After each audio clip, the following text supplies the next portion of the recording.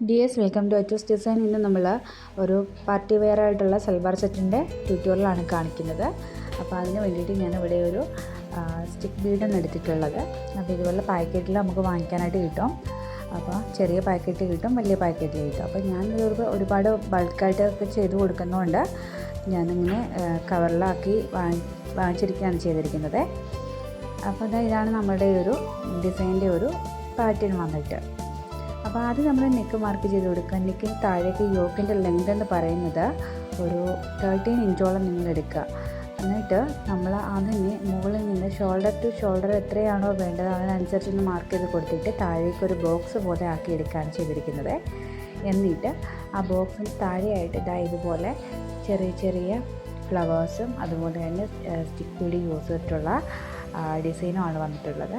ആ ഒരു യോക്കിൻ്റെ പോർഷൻ്റെ അകത്ത് ഫുള്ളായിട്ട് നമ്മൾ ബീഡ്സ് സ്പ്രെഡ് ചെയ്ത് വെച്ചിരിക്കുകയാണ് ചെയ്തിരിക്കുന്നത്. അപ്പോൾ ഇങ്ങനെയാണ് ഈ ഒരു ഡിസൈൻ്റെ പാറ്റേൺ വന്നിട്ടുള്ളത്. വളരെ എളുപ്പത്തിൽ നമുക്ക് ഈ ഒരു ഡിസൈൻ ചെയ്തെടുക്കാനായിട്ട് പറ്റും. അപ്പോൾ 3 സൈഡിലും നമുക്ക് ഈ ഒരു ഡിസൈൻ നമുക്ക് വരുന്നുണ്ട്. അപ്പം ഇങ്ങനെ ചെയ്യണമെന്ന് നോക്കാം. അപ്പോൾ ഞാനിങ്ങനെ മെറ്റീരിയലിലേക്ക് വരച്ച് കൊടുത്തിട്ടുണ്ട്. അപ്പം ആദ്യം തന്നെ നമുക്ക് ചെയ്യേണ്ടതെന്ന് വെച്ച് കഴിഞ്ഞാൽ നമ്മുടെ ഒരു ചെറിയ ബീഡ്സ് എടുക്കുക. ഒരു കുഞ്ഞു ബീഡ്സ് എടുത്തിട്ട് അതിൻ്റെ ചുറ്റിനും നമുക്കൊരു 6 അല്ലെങ്കിൽ 8 ബീഡ്സ് ഒന്ന് എടുത്തിട്ട് നമുക്കതിനെ ഒന്ന് ഇതുപോലെ ഒന്ന് കൊണ്ടുവന്നിട്ട് ഒന്ന് തോക്കിയിട്ട് കൊടുക്കുകയാണ് ചെയ്തിരിക്കുന്നത്.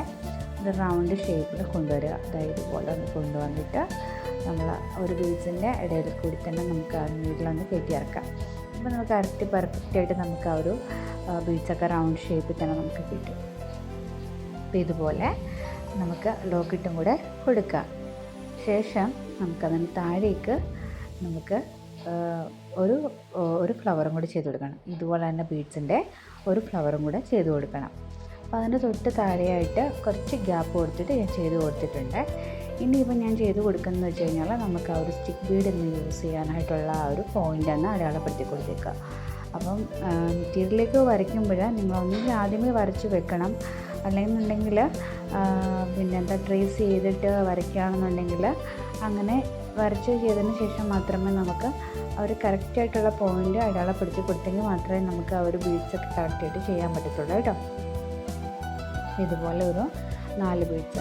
ഇപ്പോൾ എൻ്റെ കയ്യിൽ ഈ ഒരു അളവിലുള്ള സ്റ്റിക്ക് ബീഡായിരിക്കണത്. കുറച്ചുകൂടെ കനം കുറഞ്ഞിട്ടുള്ള സ്റ്റിക്ക് ബീഡാണെങ്കിൽ ഒന്നും കൂടെ നല്ലതായിരിക്കും. അപ്പോൾ ഈ ഒരു പിക്കിനകത്ത് വന്നിരിക്കുന്നത് കുറച്ചുകൂടെ കനം കുറഞ്ഞിട്ടുള്ള ഒരു സ്റ്റിക്ക് ബീഡാണ് വന്നിട്ടുള്ളത്. അപ്പോൾ മാക്സിമം അത് കിട്ടുകയാണെന്നുണ്ടെങ്കിൽ കുറച്ചുകൂടെ ഒരു ഭംഗി തോന്നിക്കും നമുക്ക് ചെയ്യാനായിട്ട്.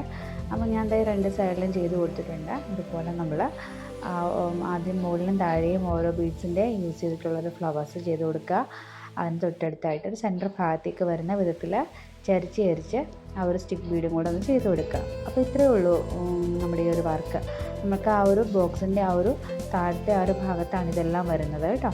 ഇനിയിപ്പോൾ അതിൻ്റെ ഒരു നമ്മുടെ യോക്കിൻ്റെ സെൻറ്റർ ഭാഗത്തായിട്ട് പ്ലെയിനായിട്ട് കിടക്കുന്ന ഭാഗമുണ്ടല്ലോ. അപ്പോൾ അവിടെയൊക്കെ നമുക്ക് ഇതുപോലെ ബീഡ്സുകൾ ഒരു ബീഡ് വെച്ച് നമുക്ക് ഫിക്സ് ചെയ്ത് കൊടുക്കാം. അല്ലെങ്കിൽ ഇതുപോലെ 2 ബീഡ് വെച്ച് ഫിക്സ് ചെയ്ത് കൊടുക്കാം. അപ്പോൾ എങ്ങനെയാണെങ്കിലും ഭംഗിയായിരിക്കും കാണാനായിട്ട്. അപ്പോൾ എന്തായാലും സ്പ്രെഡ് ചെയ്ത പോലെ തന്നെ ചെയ്ത് കൊടുക്കണം. അതാണ് ഈ ഒരു ഡിസൈനിൻ്റെ തന്നെ ഭംഗി എന്ന് പറയുന്നത്. വളരെ എളുപ്പത്തിൽ നമുക്ക് ചെയ്തെടുക്കാൻ പറ്റിയ ഒരു ഈസി ഡിസൈനാണ് കേട്ടോ ഇത്. അപ്പോൾ എല്ലാവരും ഒന്ന് ട്രൈ ചെയ്ത് നോക്കുക.